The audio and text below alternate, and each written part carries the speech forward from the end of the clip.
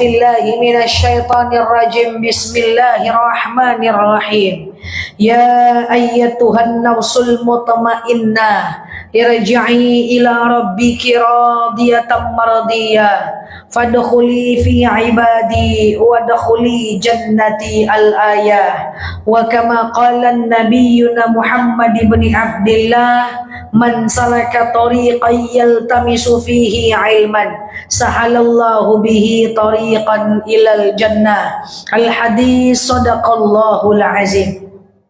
Ibu-ibu yang saya sayangi karena Allah, alhamdulillah Allah hadirkan kita dalam majlis ini. Sebelum kita mulai kajian kita berdoa kepada Allah, semoga siapapun kita yang hadir dalam majlis ini, insyaallah Allah sehatkan badan kita, Allah kuatkan jasad kita, Allah tambah ruh keimanan kita, Allah luaskan rezeki kita, Allah angkat segala masalah kita, Allah jauhkan kita dari orang-orang zalim, Allah matikan kita dalam keadaan husnul khatimah. Amin.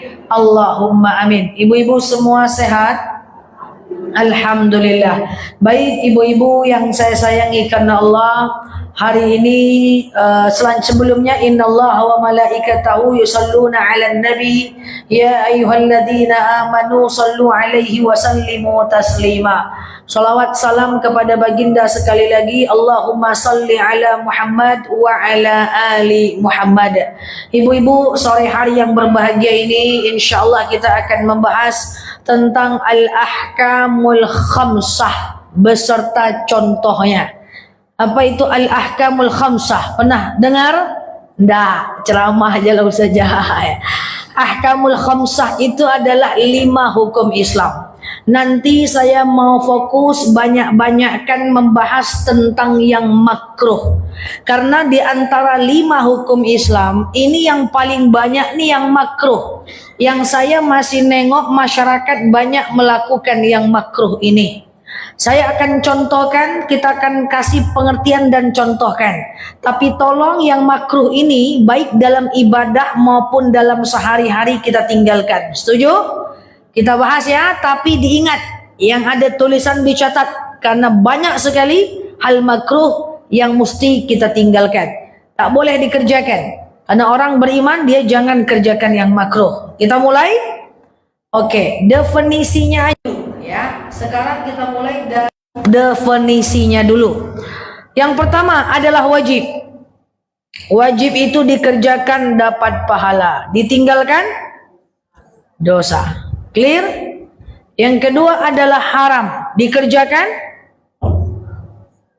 dosa, ditinggalkan berpahala. Yang ketiga adalah makruh, dikerjakan dikerjakan berpahala. 5 hukum Islam, makruh dikerjakan boleh, tapi Allah tidak suka. Ditinggalkan lebih baik. Sunnah dikerjakan dapat pahala, ditinggalkan rugi kita. Jadi sunnah jangan ditinggalkan, rugi kita. Kalau mubah dikerjakan dicuekin saya. Nggak tahu. Oke. Mubah, coba semua sebut. Mubah itu adalah dikerjakan boleh, ditinggalkan boleh, dikerjakan tak dapat pahala, ditinggalkan tak dapat pahala. Jadi mubah itu ibarat nol. Mubah itu kayak nol. Boleh, tidak dilarang. Tapi tidak juga dapat pahala. Tidak diperintahkan, tidak dilarang. Nol. Contoh, baring-baring. Boleh? Boleh baring-baring? Boleh. Ngalai-ngalai. Boleh? Boleh. Jalan ke mall. Boleh? Nonton TV. Boleh? Boleh. Bercanda. Boleh? Boleh. Nah, jadi dia tidak berdosa, tidak juga berpahala. Coba kita ulang sebelum saya jelaskan lagi. Paham dulu definisinya. Wajib dikerjakan, berpahala. Ditinggalkan, berdosa. Haram dikerjakan, berdosa. Ditinggalkan, berpahala. Makruh dikerjakan, tidak apa-apa. Tapi Allah tidak suka. Ditinggalkan, lebih baik. Sunnah dikerjakan, dapat pahala. Ditinggalkan, rugi kita. Mubah dikerjakan, boleh. Ditinggalkan, boleh. Orang yang beriman itu harusnya wajib dia kerjakan, haram dia tinggalkan, makruh dia tinggalkan, yang sunnah dia banyak-banyakkan, yang mubah dia kurangi, dia ganti dengan yang sunnah. Saya ulang pelan-pelan. Wajib dia kerjakan, haram dia tinggalkan, makruh dia upayakan tinggalkan, sunnah dia banyak-banyakkan, yang mubah dia kurangi, dia ganti dengan yang sunnah. Contoh, baring-baring mubah, mubah. Kurangi baring-baring, ganti dengan baca Quran. Gitu maksudnya. Ke mall boleh? Boleh. Kurangi ke mall, ganti dengan ke masjid. Gitu. Kurang di keluarga deh Bu ya. Contoh, bercanda boleh? Kurangi bercanda, ganti dengan zikir. Nonton TV, duduk-duduk, ngango-ngango boleh? Boy, kok semangat ngomong bolehnya? Boleh. Kurangi, ganti dengan sholat sunnah. Jadi kita itu berperang bukan pada ibadah wajib. Saya melakukan yang wajib, ibu melakukan yang wajib juga. Kita ini fastabiqul khairat, berlomba-lomba dalam kebaikan adalah yang paling banyak melakukan yang sunnah dan yang wajibnya. Jangan sampai 24 jam itu mubah semua. Pagi duduk-duduk baring-baring, siang duduk-duduk santai-santai, sore jalan-jalan JJS, jalan-jalan sore, malam santai-santai lagi. Itu terlalu banyak mubahnya. Jadi mubah itu harusnya dikerjakan di sisa waktu saja. Kalau kita mau jadi orang beriman, kita banyakkan yang sunnah, kita kurangi yang mubah. Nah, ini saya akan berikan nanti contoh 5 hukum ini. Supaya kita meninggalkan yang makruh, meninggalkan yang haram, memperbanyak yang sunnah, memperbanyak yang wajib. Nah, ini 5 hukum ini rambu-rambu kita. Jadi rambu-rambu kita cuma 5 ini aja. Wajib kerjakan, haram tinggalkan, makruh tinggalkan, sunnah banyakkan, mubah kurangi, ganti dengan sunnah. Kalau ibu mau menentukan sebuah, ini boleh aku kerjakan atau tidak, ini boleh aku kerjakan atau tidak, tengok aja hukumnya. Contoh, ibu mau pengajian ke masjid, tahu-tahu ada kawan ngajak ke pasar kaget. Mana duluan? Entah yuk, hendak. Oke, pengajian ke masjid hukumnya apa? Pengajian ke masjid hukumnya? Kok sunnah? Wajib. Menuntut ilmu agama fardu ain. Pengajian ke masjid hukumnya? Wajib. Ke pasar kaget hukumnya? Kok sunat? Mak, kalau ke pasar kaget sunnah, pasar kaget tiap hari saya. Oke. Jadi ke masjid hukumnya? Wajib. Ke pasar kaget hukumnya mubah. Dulukan yang wajib, nantikan yang mubah. Baca Quran hukumnya? Baca Quran wajib. Caruhnya koyo. Baca Quran hukumnya sunnah. Mendengarkan ceramah ustadz hukumnya sunnah pula.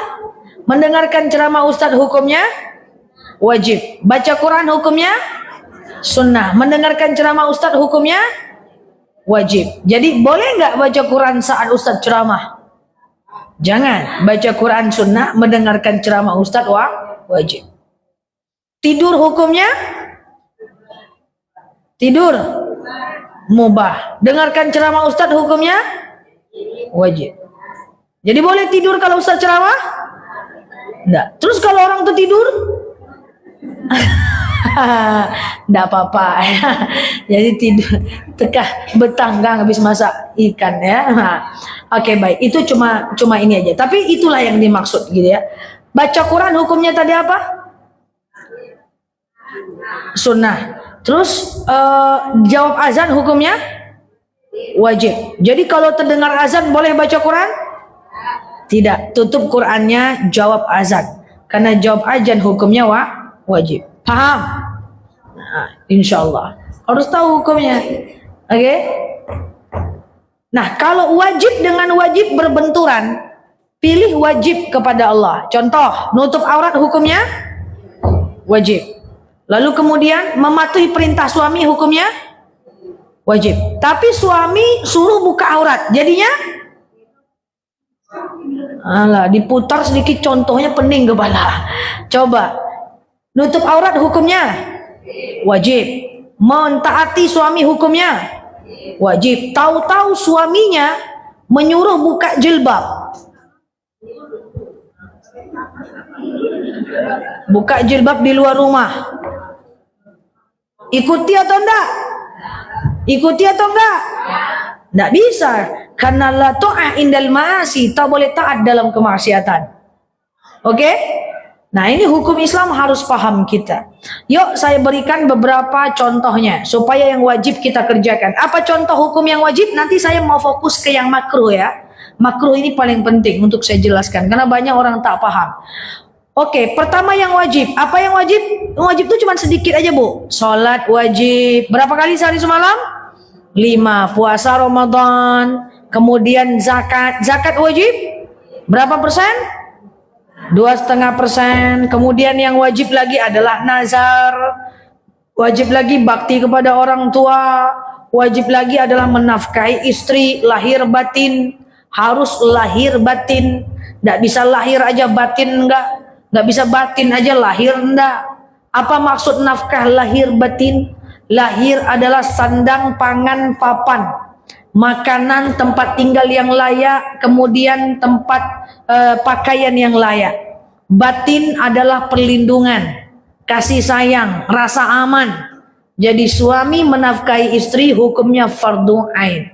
Kita bertaat kepada orang tua hukumnya fardu ain. Kita kemudian taat kepada suami hukumnya wajib. Oke, yang wajib itu sedikit, palingan cuman sholat, puasa, zakat, nazar, kodo, bakti kepada orang tua, itu hukumnya wajib. Jadi semuanya ini dikerjakan. Kalau nggak dikerjakan berdosa. Yang kedua adalah haram.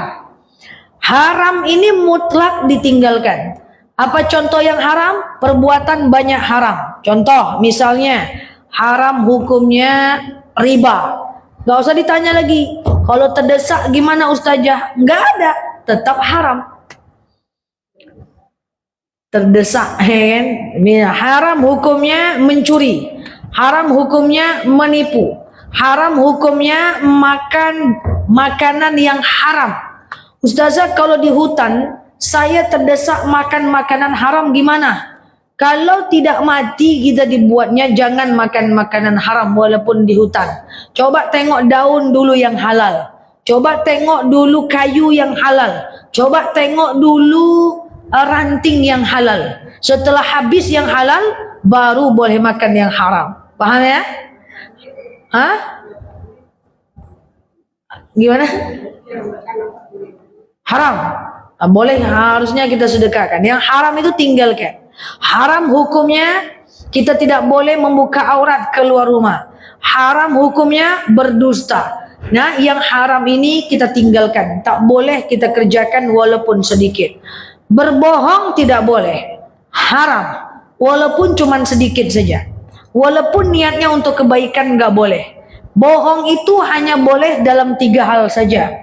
Pertama, mendamaikan 2 orang yang sedang berkelahi. Boleh bohong. Ibu berkelahi berdua, saya bilang, Bu, dapat titip salam sama ibu sebelah. Saya bilang ke sebelah, Bu, dapat titip salam sama ibu sebelah. Padahal mereka tidak saling titip salam. Saya menyampaikan biar mereka damai. Itu boleh. Oke? Ya, kemudian boleh hukumnya berdusta mendamaikan dua orang yang sedang berkelahi. Mendamaikan orang dua yang sedang berkelahi yang tadi. Kemudian yang kedua, boleh hukumnya berdusta menyenangkan hati suami dan hati istri. Boleh. Kita menyenangkan hati suami, hati istri, boleh. Cantik baju yang abang kasih deh, mantap bang. Rapatkan gigi sedikit. Tapi model tak mantap dah bang. Ya kan? Tapi biar dia senang kita berdusta. Boleh. Yang ketiga, boleh berdusta dalam kondisi berperang. Selebihnya tidak boleh. Haram. Oke? Haram, tinggalkan. Nah, sekarang kita bahas yang makruh. Tadi wajib kita kerjakan, haram kita tinggalkan. Sekarang yang makruh. Nah, yang makruh ini kalau bisa dicatat, jangan dikerjakan. Orang-orang yang melakukan pekerjaan yang makruh, tanda dia tidak peduli kepada Allah. Allah tak suka kok dia kerjakan juga. Boleh, tapi Allah nggak suka. Contoh, suami ibu kerja di luar rumah. Tahu-tahu siang-siang suami ibu pengen ibu nemanin dia makan. Ibu temanin suami ibu itu makan. Waktu ibu temani dia makan, ibu sambil main HP. Boleh? Boleh, tapi dia nggak suka gitu loh, paham nggak sih? Jadi makruh itu adalah boleh, tapi Allah tidak suka. Boleh, tapi Allah nggak pengen kita ngerjakan itu. Itulah makruh. Yang makruh ini tolong ditinggalkan. Kita belajar, kalau bisa kita catat. Yang pertama, makruh hukumnya menghembus lilin pakai mulut. Kita tidak bahas kenapa alasannya. Kita sami'na wa ata'na saja. Kita bahas alasannya sampai besok pagi kita selesai ceramahnya. Oke, makruh hukumnya menghembus lilin pakai mulut. Ibu, lilin itu tidak boleh ya. Kalau ibu misalnya ulang tahun, jangan pakai lilin-lilinan. Itu adalah budaya orang non-muslim kalau berdoa kepada Tuhannya. Orang non-muslim kalau dia berdoa dengan Tuhannya, dia pakai lilin. Maka ibu bilang sama anak bujangnya, anak gadisnya, jangan pakai lilin-lilin itu. Kalau mau ngapa-ngapain, make a wish pula depan lilin. Berdoa depan lilin. Tidak ada itu. Tak boleh. Kalau ada ibu yang punya usaha kue, buatlah kuenya, jangan sediakan lilinnya. Kecuali dia non-muslim. Yang kedua, makruh hukumnya menghembus makanan panas menggunakan mulut. Makruh. Boleh? Boleh. Tapi Allah tidak suka. Jadi kalau ada makanan panas, ibu hembus dengan mulut, jangan. Kipas-kipas aja. Makruh hukumnya menghembuskan makanan panas menggunakan mulut. Termasuk makruh menghembus minuman panas menggunakan mulut. Ini dalam kitab Ta'lim At-Ta'lim. Oke? Satu, makruh hukumnya meniup lilin. Dua, makruh hukumnya meniup makanan dan minuman yang panas. Jadi tunggu dulu atau kacau-kacau dulu. Atau cemanalah caranya, tapi dia jangan dihembus. Clear? Yang ketiga, makruh hukumnya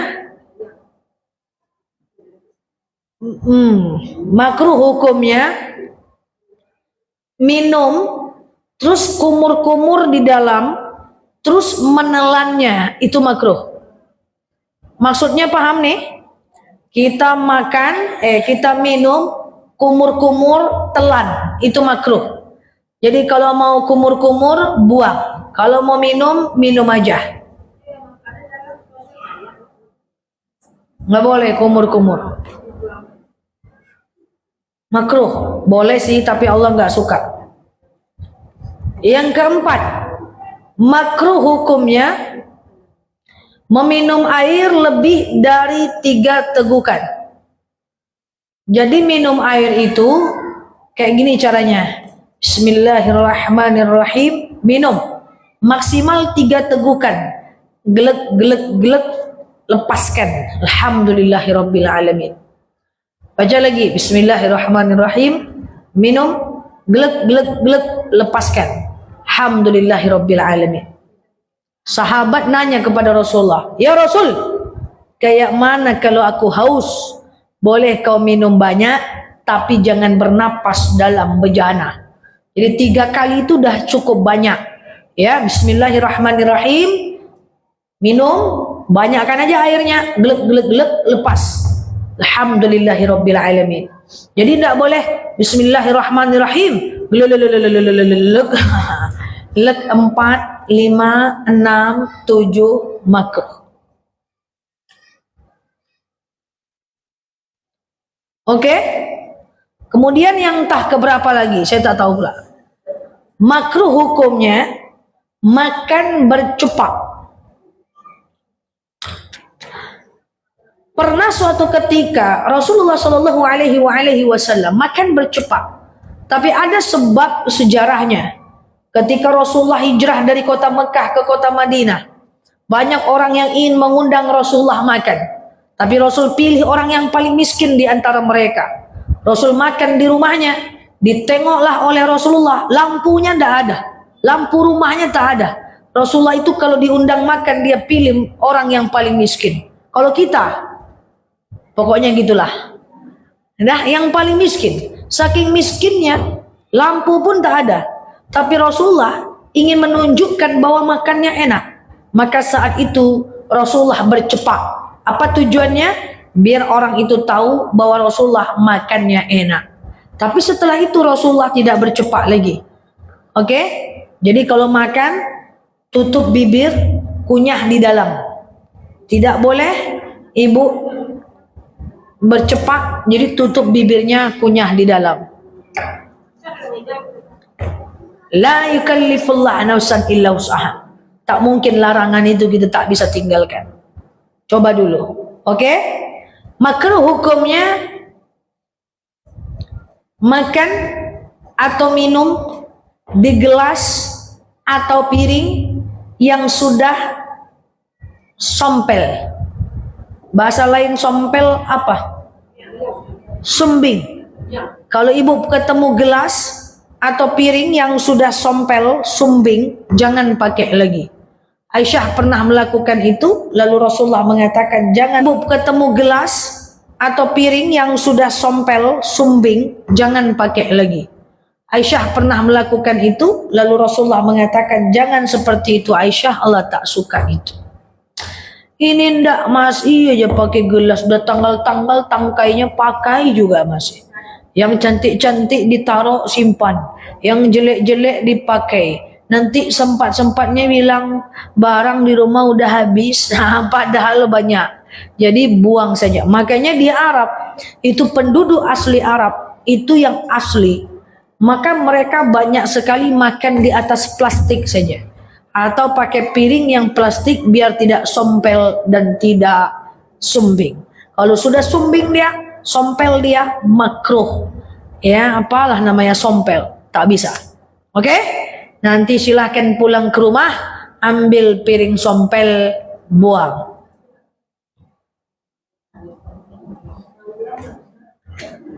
Yang ketujuh, makruh hukumnya bersisir menggunakan sisir yang sudah sompel lagi, apa namanya, yang sudah tanggal giginya. Jadi kalau ibu ada sisir ibu itu udah ompong dia, jangan dipakai lagi. Beli sisir baru murah saja. Udah tanggal giginya, jangan lagi pakai sisirnya. Banyak kan? Tak teringat lagi tanda dari awal tadi. Makruh hukumnya bernyanyi di kamar mandi. Jadi kalau ibu di kamar mandi itu tidak boleh bernyanyi. Makruh.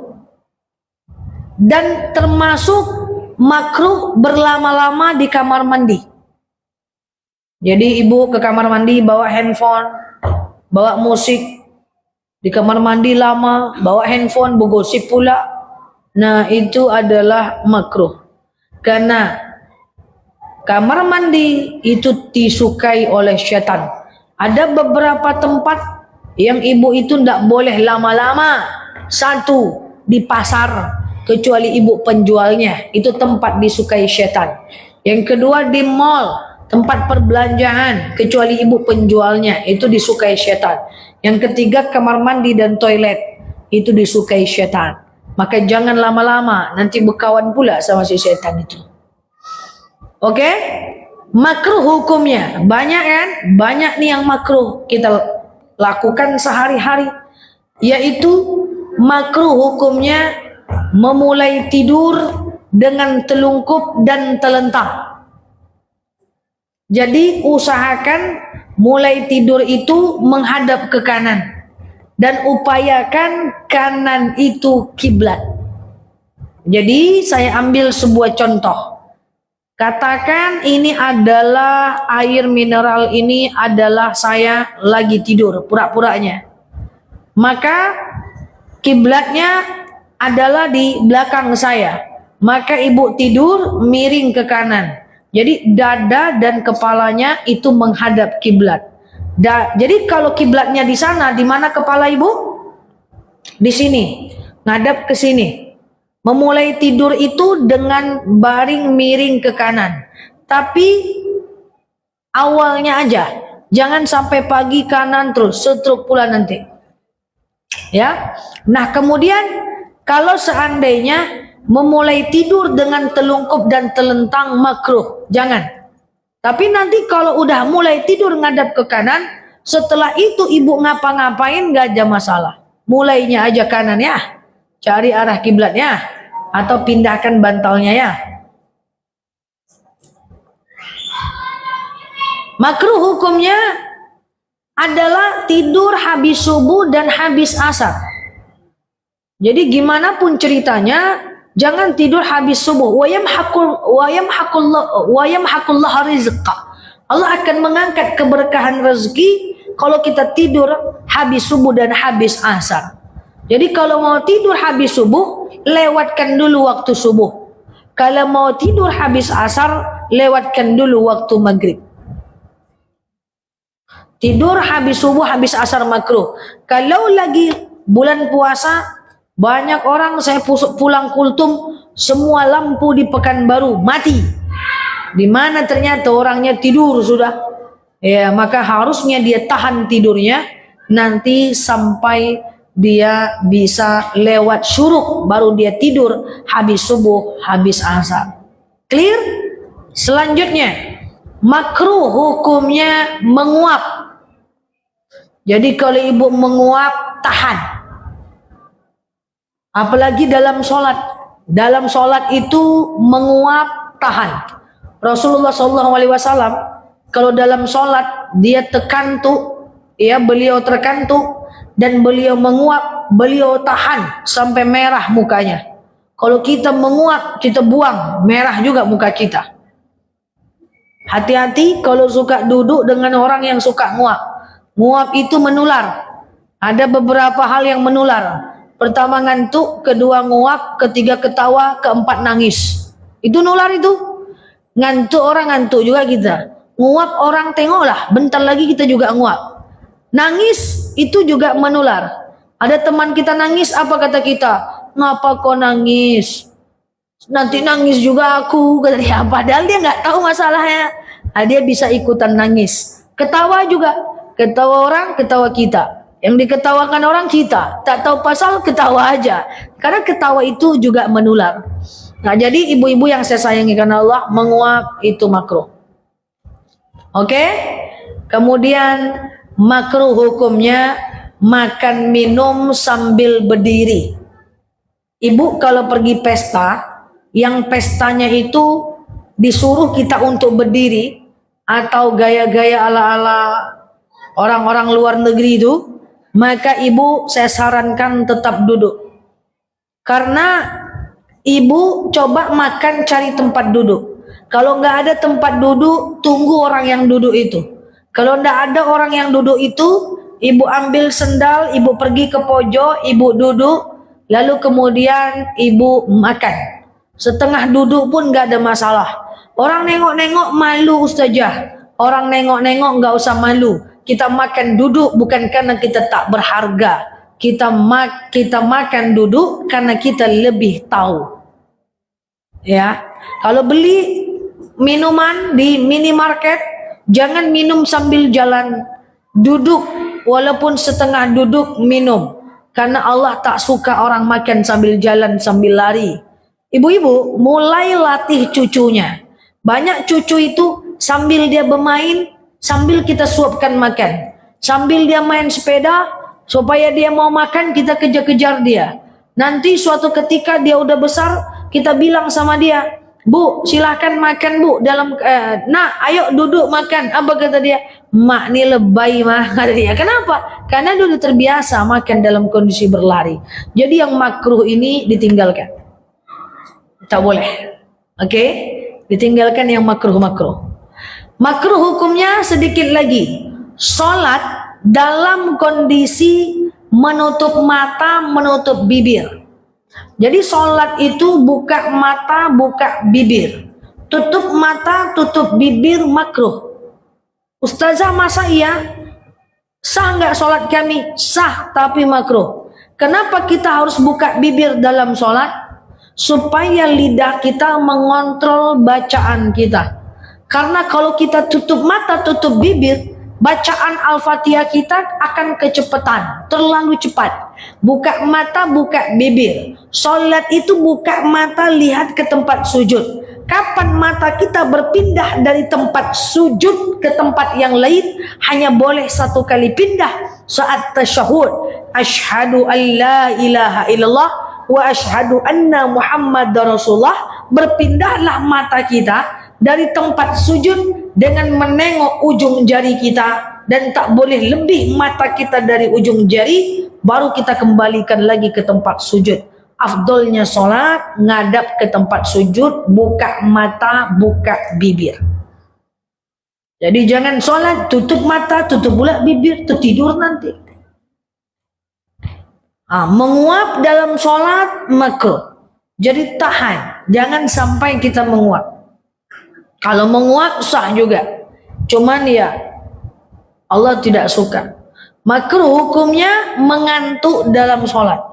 Jadi kalau ibu-ibu ngantuk dalam sholat, lebih baik boleh tidur sekejap supaya hilang kantuk, lalu kemudian ibu sholat. Suatu ketika Aisyah pernah meriwayatkan bahwa Rasulullah SAW tidur sekejap, padahal sudah dekat azan, supaya Rasulullah SAW biar lebih khusyuk dalam sholatnya.